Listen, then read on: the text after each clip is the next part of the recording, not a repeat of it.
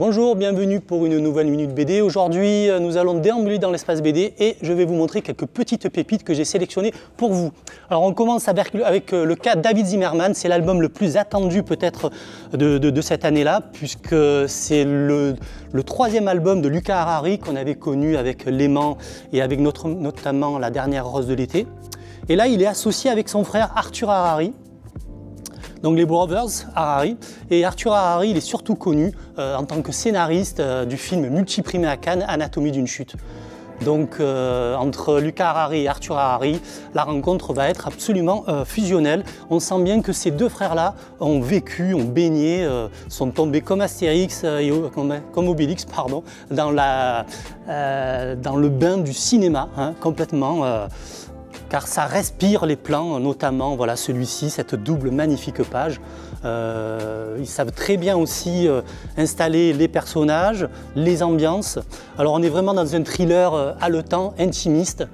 On suit donc ce David qui rencontre une jeune femme au cours du 31 décembre, donc pour le jour de l'an. Et après avoir passé la nuit avec elle, il se réveille le matin dans un autre état. Mais je ne vous spoile rien du tout, c'est les premières pages en fait de ce magnifique livre, album. Et vous avez vu la pagination à environ 400 pages de lecture, avec une superbe aussi tranche en toile. Ça c'est le recto, et là nous avons le verso. Donc les deux, en lisant un entretien justement croisé des deux frères, on apprend qu'ils se sont beaucoup inspirés du scénario aussi, de l'ambiance qui pouvait régner dans le manga Quartier lointain de Jiro Taniguchi. Voilà, donc je vous la recommande, c'est une véritable pépite. On continue. On passe dans une autre ambiance, alors on était plutôt dans une ambiance urbaine et très réaliste, malgré que c'était teinté de fantastique dans cet album-là. Là je me rends compte que j'ai choisi finalement que des livres assez épais, des véritables pavés. Là on est chez les éditions 404, dans leur collection graphique. Et on va suivre Effie, qui est donc hébergée dans une arche qui a été construite par une élite, par de riches personnes qui ont construit une arche pour abriter des survivants, puisque la Terre est plus du tout habitable.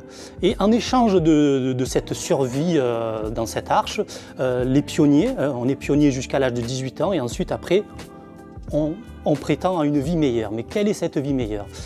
Et Effie, elle va commencer à avoir un petit peu des doutes, des indices vont remettre un peu en question cette fidélité à cette micro-société qui a été organisée par cette élite.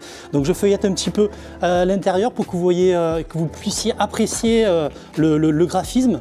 Un récit donc très malin, intelligent et virtuose, avec des compositions très inventives de la part de Van Jensen et de Jesse Lonergan. Arca ou la Nouvelle-Éden. On continue, on va passer à autre chose, dans une autre ambiance. Alors on était dans l'architecture urbaine de Paris, puis la science-fiction. Maintenant on est aux États-Unis et on est plutôt dans les années 68-70, la période hippie. Je suis très content que Revival, cette maison d'édition, ait pu de nouveau republier en France, car c'était épuisé, c'était introuvable, les Fricks Brothers. Alors les Fricks, ça veut dire barjot en anglais, et ils sont réellement barjots, parce que là, le mot, il est très très bien utilisé, et ils sont frères, mais chacun a une particularité. Donc lui, par exemple, avec les cheveux blonds, lui, il cherche absolument à faire la meilleure cocaïne, la plus défonce, qui va le plus les défoncer. Vous avez compris, ils ne cherchent qu'une chose qui les intéresse, c'est se droguer toute la journée, et échapper, bien sûr, à la police. Donc en pleine période 68-72 aux États-Unis, c'est une œuvre qui est vraiment très underground, hein. C'est vraiment des personnages emblématiques de la BD underground, avec un dessin qui graphiquement me rappelle celui d'Edica et aussi bien sûr de leur compatriote, de son compatriote Robert Crumb. Donc voilà, si vous avez envie de rire et de vous bidonner, bref. C'est la bonne BD, c'est la BD qu'il vous faut, je vous la préconise matin, midi et soir, c'est un régal. On continue et on va terminer avec Âme augmentée. Et là aussi, un autre pavé, décidément.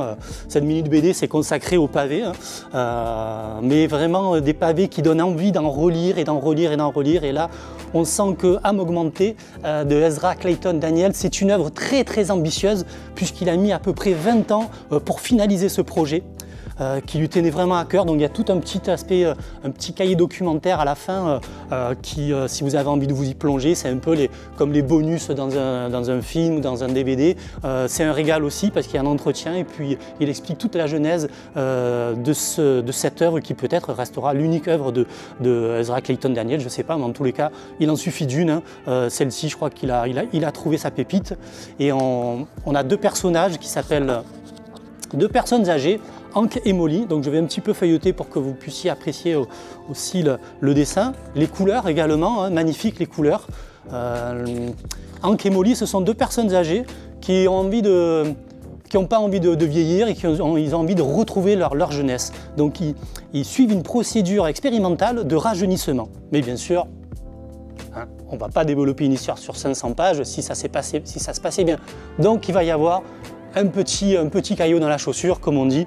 Et puis donc une œuvre très très exigeante, une lecture très exigeante, hein. Je le répète parce que autant dans l'objet que dans la densité, la pagination également, mais pas seulement. Hein. Il y a aussi la richesse des thèmes qui sont abordés tout au long de cette œuvre. Je dis œuvre parce que vraiment là, ça lui va totalement. Hein. Les passages, il y a des passages absolument bouleversants.